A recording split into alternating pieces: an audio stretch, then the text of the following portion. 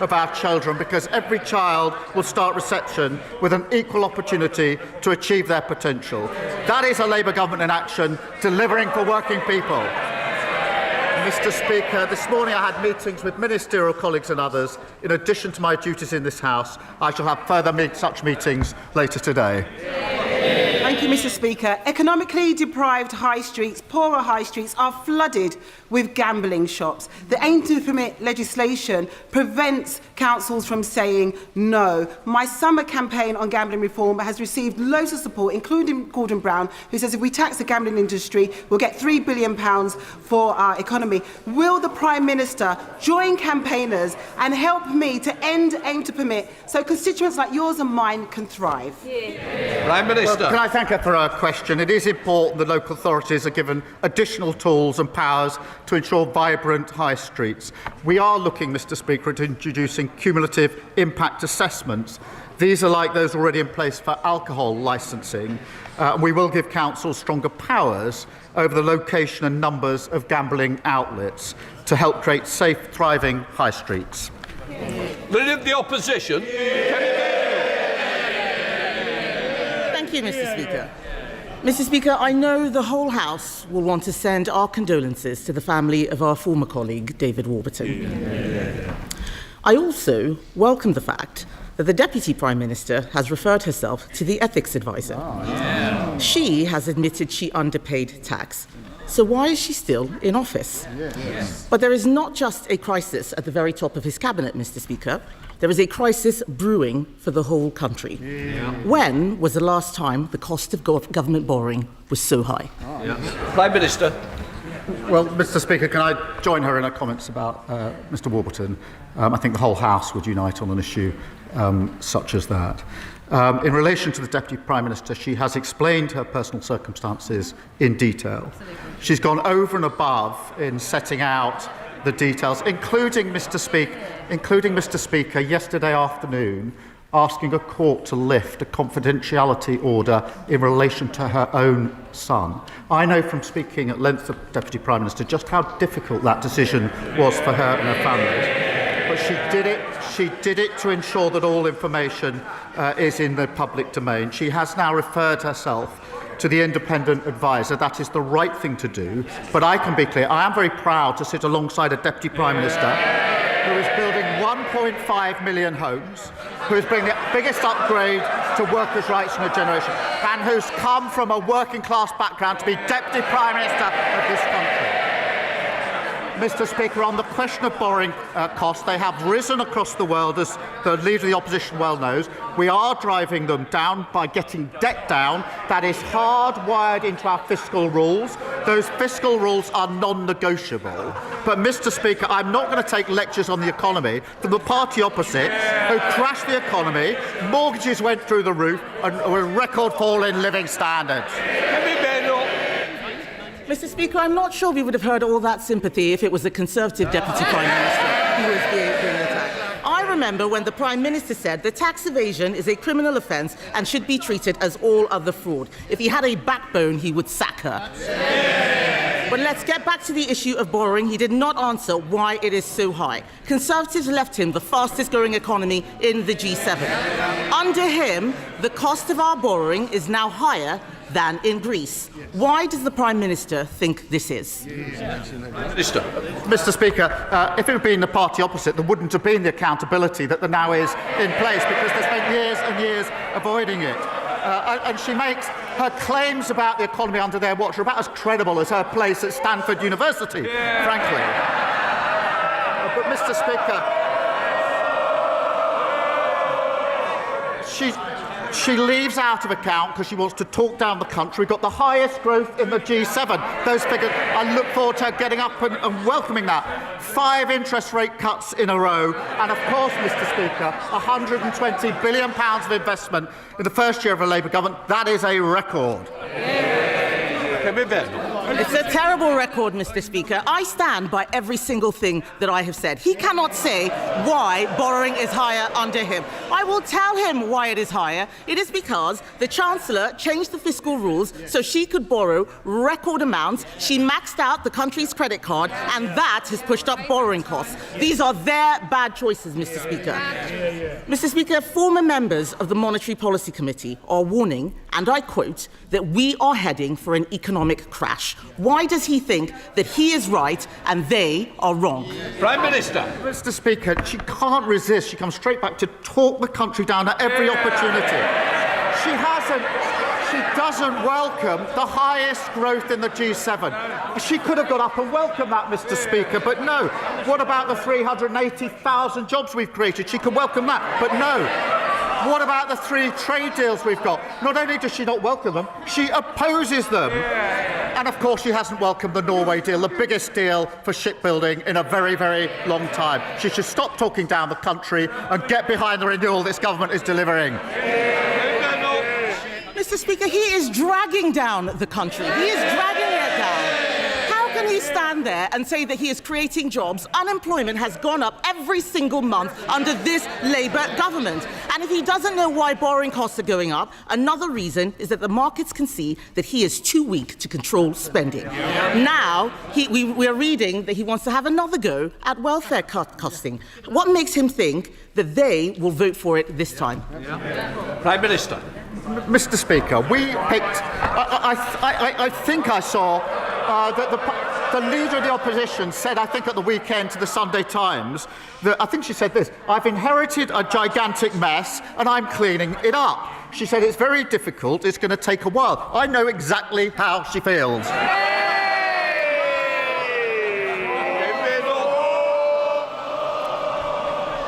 Mr. Speaker, we're not the ones referring ourselves to ethics advisors. The fact is, he is floundering.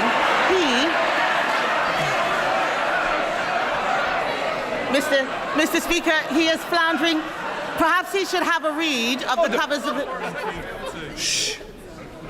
Kemi Badenoch. Mr. Speaker, perhaps he should have a read of the covers... Order. We don't want to start the session with somebody leaving, do we? If somebody wants to volunteer, please do so. If not, I will choose one.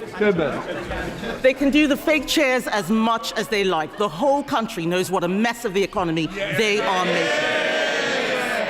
Mr. Speaker, it is clear that taxes are going up for everyone, except perhaps the Deputy Prime Minister. I warned before the summer that we would face weeks of speculation about which taxes would be going up. The former head of the IFS says this sort of uncertainty is actively damaging to the economy. And now we find that we have to wait until the 26th of November for a budget. Does he really think the country or the markets can wait that long? Prime Minister. Mr. Speaker, she said they're not referring themselves to the ethics advisors. That's amongst the reasons they got booted out of office last year. And she complains that we're going through the due process for a budget and going through the necessary steps. We tried a budget under their watch without going through those steps. What happened? They blew up the economy. We'll take no lessons from them. This is desperate stuff from the Prime Minister, Mr. Speaker. This week, he had another reset. This morning, the Prime Minister scrapped his 5 missions, and after scrapping his 3 foundations, scrapping his 6 first steps for change, and his 7 pillars for growth, the truth is this man has got no clue, 0 clue. But this is serious, Mr. Speaker. The Prime Minister's incompetence is hurting real people.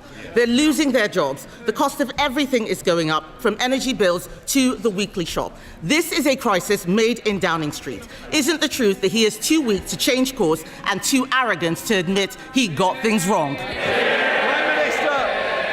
I don't know what social media sites she's been on this morning, Mr. Speaker, but I think the chair of the Tory party said that we were the firefighters, this government. Well, in a sense we are, because we're putting out the fires that they created. They were the arsonists. the biggest fall in living standards on record and blowing up the finances. We've spent the first year putting out their fires, quite right too. But now, Mr. Speaker, we're delivering on the cost of living. Funded childcare, £7,500 for working families. Free breakfast clubs, opening new schools-based nurseries. That's what we're fighting for, the best start for every child in this country. Paulette Hamilton. Thank you, Mr. Speaker. The Mayor of the West Midlands, Richard Parker, is delivering growth and jobs by backing SMEs like Bogue Toys in my constituency of Birmingham Erdington, which has just doubled in size. Will the Prime Minister join me in praising this success and confirm that boosting ambitious small and medium-sized businesses across the UK remains a key priority of his government? Thank you. Prime Minister. Well, can I recognise and congratulate the businesses in her constituencies? Mr. Speaker, we've published our small business plan, which was very well received, includes new rules cracking down on late payments, much long been asked for, £3 billion boost to more business loans and fairer business rate systems to support small businesses. That's why it was so warmly received. Thank you, Mr. Speaker. Sir Ed David, Leader of the Liberal Democrats. Thank you, Mr. Speaker. On behalf of these benches, can I join the Leader of the Opposition in sending our condolences to the family of David Warburton? And I'm sure the whole House will join me in paying tribute to Annette Brooke, who served in this House for 14 years and sadly passed away last month. Annette dedicated her life to public service and serving the people of Dorset, and she is greatly missed. Mr. Speaker, we have all seen the horrifying images from Gaza. The babies so thin from starvation you can see their skeletons. The bodies of children killed while queuing for water. The emaciated hostages still held captive by Hamas. The Prime Minister has rightly said he wants to stop all that. So when the one man in the world who has the power to stop that comes here to our country on a state visit, will the Prime Minister look President Trump in the eye and urge him to use the influence on Netanyahu and Qatar to make it stop? Prime Minister. Can I join him on his comments about Annette Brooke? And also in his description about the horrifying situation in Gaza, and it is horrifying. We're looking at a man-made famine on top of everything else, and that is why we're expending so much of our time with partners seeking to bring about a ceasefire, to get humanitarian aid in at pace, to get the hostages out, and of course to put forward a peace plan that can actually take us to a two-stage solution. And of course I'll talk to all international leaders about that. I would gently say to them that if he hadn't refused the invite to the state banquet, he could be there 2 weeks on Tuesday and speak to President Trump himself. And I'm surprised it's not an act of leadership to pass up that opportunity. Mr. Speaker, I have to disagree with him on that. We are now debating this issue. But here's an issue where I hope he will agree with me. The European Convention on Human Rights is a British creation that protects all our basic rights and freedoms. Rights of children, disabled people, survivors of domestic abuse, victims of horrific crimes, everyone. It protects care home residents from abuse and families from being spied on by councils. But the leader of the Conservative Party and the leader of Reform want to join Russia and Vladimir Putin by withdrawing from the convention. The Liberal Democrats disagree, Mr. Speaker, and so do the majority of the British people. So will the Prime Minister categorically rule out withdrawing from the ECHR or suspending it or watering down our rights in any way? Prime Minister. Mr. Speaker, we will not withdraw from the European Convention of Human Rights. we do need to make sure that both the Convention and other instruments are fit for the circumstances we face at the moment, and therefore, of course, we have been, as we made clear, looking at the interpretation of some of those provisions. It would be a profound mistake to pull out of these instruments, because the first thing that would follow is every other country in the world that adheres to these instruments would pull out of all their agreements with this country. That would be catastrophic for dealing with the problem that we're actually dealing with. Irene Campbell. Thank you, Mr. Speaker. Scotland has a proud heritage as one of the world's great shipbuilding nations. On behalf of the defence industry workers across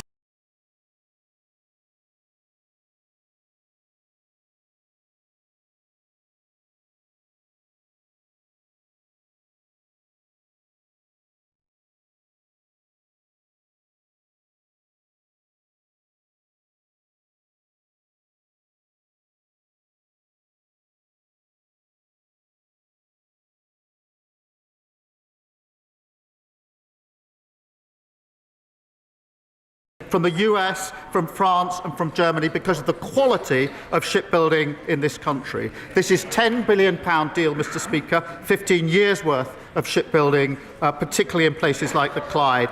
Thousands of skilled jobs in Scotland, and it does show the importance of the defence industrial strategy and the importance of Britain being taken seriously again on the international stage. Mr. Speaker, it comes on top of the record investment in defence that we've already announced earlier this year. Robin Swan. Mr. Speaker, I'm joined today in the gallery by the leadership of the Young Farmers Clubs of Ulster, an organisation and young people who are passionate about youth work, passionate about the rural countryside and passionate about the future of farming and agriculture. Agriculture policy is devolved, but the Prime Minister's agricultural inheritance tax is the thing that has them and young farmers across all the country despairing not just for their future but the future of food security. When will the Prime Minister change course on the farm family inheritance tax now that he's taking control of tax policy? Prime Minister. First, can I welcome the Young Farmers Club of Ulster to Parliament and take this opportunity to say to him and to them that we've invested more than £2.7 billion in farming and nature recovery. That's been welcomed. And of course, we're developing a 25-year farming roadmap to make the sector more profitable. Again, that has been warmly welcomed, and their future will depend on that roadmap. We'll work with them. Bill Ribeiro Abbey. Thank you, Mr. Speaker. This week, the Global Sumud Flotilla, which includes British citizens, set sail for Gaza to break the illegal blockade and deliver much-needed aid. In June, the British boat, the Madeleine, was threatened and its crew detained, but we took no action. Can the Prime Minister say what has been learned from this and what steps are being taken to protect the British citizens on this flotilla? Prime Minister. Well, Mr. Speaker, she raised a really important issue in relation to the horrifying situation in Gaza, and the Israeli government is preventing urgently needed aid from getting in, and that is why we're now seeing a man-made famine, and that should cause us all to pause and reflect. I have to say, we are working with other countries to get aid in by any practical means, but land routes are the only viable and sustainable means of getting aid into Gaza at the scale that is required, and Israel must lift the restrictions to allow aid agencies to deliver the life-saving supplies that are so desperately needed. Pete Wishart. Thank you, Mr. Speaker. So the budget date has finally been announced, and once again Scotland is some sort of distant afterthought. A budget date left to the 11th hour because they do not know how to resolve their countless counter-bureaucrats. A budget date that has practically wrecked Scotland's budgetary process, leaving it almost impossible for us to pass a budget before Christmas, leaving great uncertainty in Scotland's public services. And you know what, Mr. Speaker? They couldn't even be bothered to notify the Scottish Government, leaving them to find this out on social media. So can I ask the Prime Minister, how is this reset in relationships working out? Prime Minister. Well, Mr. Speaker, he overlooks the fact that the last budget there was a record settlement for Scotland, £50 billion a year. And he talks about the support. We've just won this Norway frigates contract. That is 15 years of shipbuilding in Scotland The First Minister of the SNP has said what about that since Sunday? Absolutely nothing. Absolutely nothing. I know we've got another SNP question in just a moment. Perhaps that will be the opportunity to welcome the deal that we won and the jobs now for Scotland. Well done, McAvoy. Thank you, Mr. Speaker. Prime Minister, last year my online safety forum of children and young people from every secondary school and college in Darlington found that 71% of our Year 10s and 12s had been contacted by a stranger online. A shocking failure that our Online Safety Act will hopefully prevent going forward. Will he join me on calling on the member for Clacton and all opposed to this vital act to pick a side? Are they with us, parents and child protectors, or are they with the predators harming our children online? Well, Mr. Speaker, of course, the honourable member for Clacton is not here representing his constituencies in the House that he was elected to. No, he's flown to America to badmouth and talk down our country. And worse than that, Mr. Speaker, if you can believe it, he's gone there to lobby the Americans to impose sanctions on this country which will harm working people. You cannot get more unpatriotic than that. It's a disgrace. Mr. Speaker, on the question of the Online Safety Act, that protects children from material on suicide, on self-harm and online predators. And Reform say they would scrap it.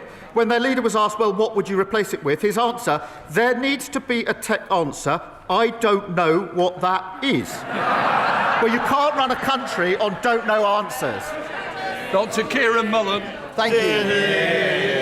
Mr. Speaker, I'm sure like me you got to enjoy everything UK hospitality has to offer over the summer, and 15 local pubs received nominations as part of my Community Pub Awards. I visited places like the Bull Inn in Battle, the Castle Inn in Pevensey, the Swan Inn in Darlington, the New Inn in Westfield and Sidley Working Men's Club.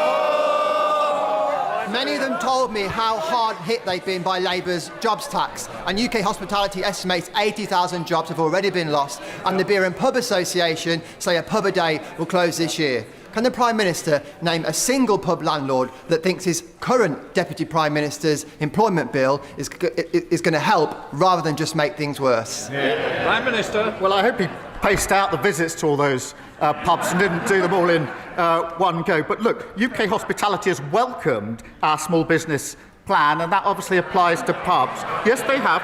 And the reason is because it permanently lowers the business rates that they pay, and it tackles late payments, something they've been asking for a very, very long time. They talked about fixing this, but they never delivered. We're delivering. Katrina Berry. Thank you, Mr. Speaker. My constituents have endured 4 major fires in recent months across our community, including the devastating destruction of Cumbernault's iconic St Mungo's Church. Yet the Scottish Fire and Rescue Service is consulting on downgrading Cumbernauld Fire Station, increasing response times and putting lives at risk. Can I ask the Prime Minister to make representation to the Scottish Government to not risk lives with cuts to our vital emergency services? Prime Minister. Well, I think the whole House is sorry to hear about the awful fires that her constituents have faced, including the destruction of St Mungo's. And I know just how important that church was, Mr. Speaker, to the local community. The Scottish Government have received the largest settlement in the history of devolution. That's £50 billion a year. That should be focused on the issues that matter to her constituency. And I will take this up and make sure that we raise it with the Scottish Government. Stephen Gaffins. First of all, I will refer to my comments earlier in the week since the Prime Minister's research isn't up to scratch. Mr. Speaker, George Reid, who was a former presiding officer of the Scottish Parliament and an MP, passed away over the summer. He was a humanitarian to his very fingertips. He would abhorred the demonisation of asylum seekers, including those desperate enough to cross the Channel in small boats. Now, figures published by the House of Commons Library shows that those asylum seekers who were forced to cross has increased dramatically after Brexit as a result of leaving the Dublin regulation. So, instead of punching down and joining in with the victim blaming of Reform and the Conservatives, will the Prime Minister reject their isolationism and look to rejoin the Dublin Convention like every other country in Western Europe? Prime Minister. Mr. Speaker, there's nothing progressive about people crossing the Channel in small boats. Nothing progressive about that at all, and we need to ensure that that stops. On the question of the Dublin Agreement, I agree with him. We had a returns agreement with the whole of Europe. It was ripped up when we left the EU by people who made promises that that wouldn't be the case. We're rebuilding that relationship. We've reset that relationship. We now have a returns agreement with France. We wouldn't need a single relationship with France if we hadn't ripped up the Dublin Agreement. Richard Berger. Thank you, Mr. Speaker. We're at a very dangerous political moment. Opinion polls warn that for the first time in our country's history, we risk the election of an extremist far-right government. We all have a duty to prevent that. To do so, don't we need to rebuild support through a return to real Labour values, through real action to tackle poverty and inequality, through a wealth tax on the super-rich, and through an ethical foreign policy that takes a strong principled stand on war crimes, whoever commits them? Mr. Speaker, look, we do stand at an important moment. We can have the politics of renewal under this government or the politics of grievance from reform, who do not want to fix the problems. They want the grievance to continue because the last thing they want is improvement in the lives of working people in this country, because they feed off the problem and the grievance being there. That's the difference. Sir Julian Lewis. Admiral Lord West was head of the Royal Navy, Chief of Defence Intelligence and a Labour Security Minister, and currently sits on the Intelligence and Security Committee. So when he writes in the national press denouncing what he calls the disgraceful decision to hand over ownership of the Chagos archipelago, adding that he does not accept that the move is, quotes, absolutely vital for our defence and intelligence as the Prime Minister claims, should we rely on his professional judgment or not? Minister. I have the misfortune to disagree with him. Just a second. Thank you, Mr. Speaker. New mums and dads in my constituency of Lowestoft tell me that one of the things they worry about the most is whether they can afford the childcare they need to be able to go back to work.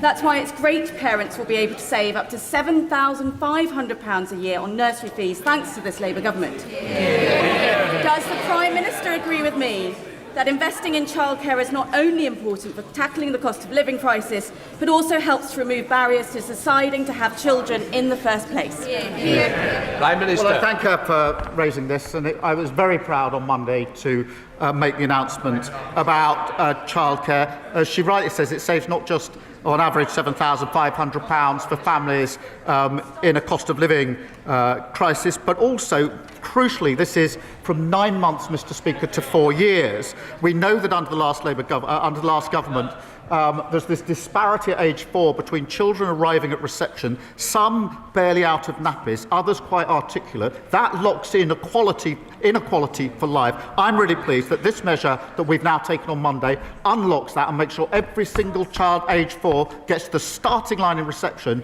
with a fair chance of going as far as their talents will take them. Ellie Challenge. Thank you, Mr. Speaker.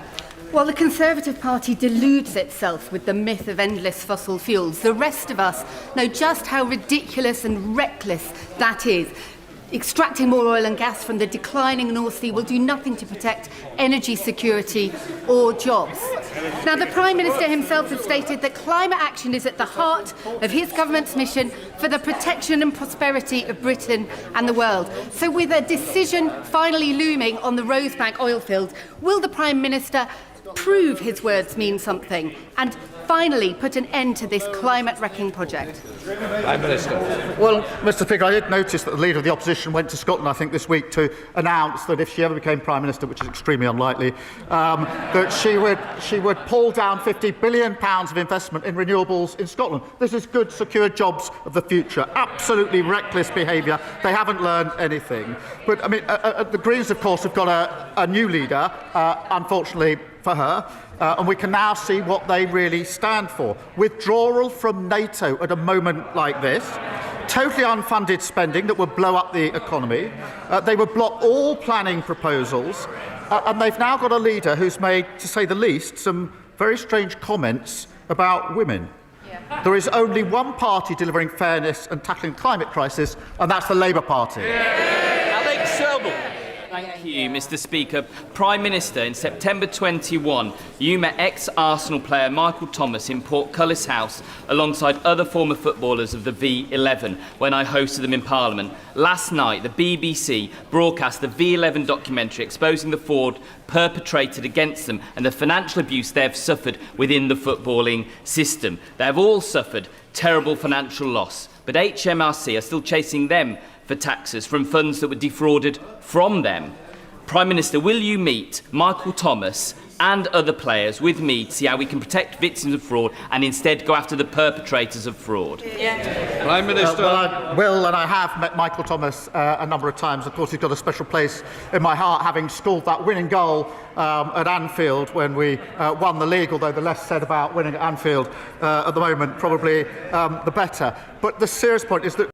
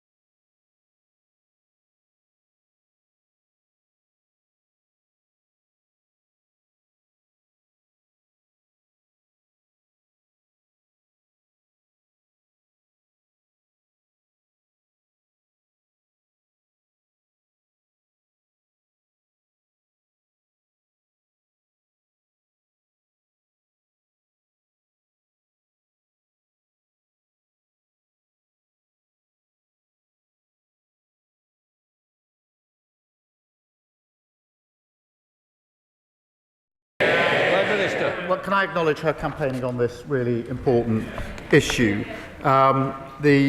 Russia's policy of forced deportations, indoctrination of Ukrainian children is despicable, and anybody who's heard the stories or seen the pictures cannot be other than profoundly moved by it. We have taken firm action. Mr. Speaker, this was one of the issues that we discussed, as it happens, 2 weeks ago in Washington when I went over with other leaders to ensure that we are all putting maximum pressure. But this, amongst the very many horrors of the Ukraine conflict, this is right up there as one of the absolute worst.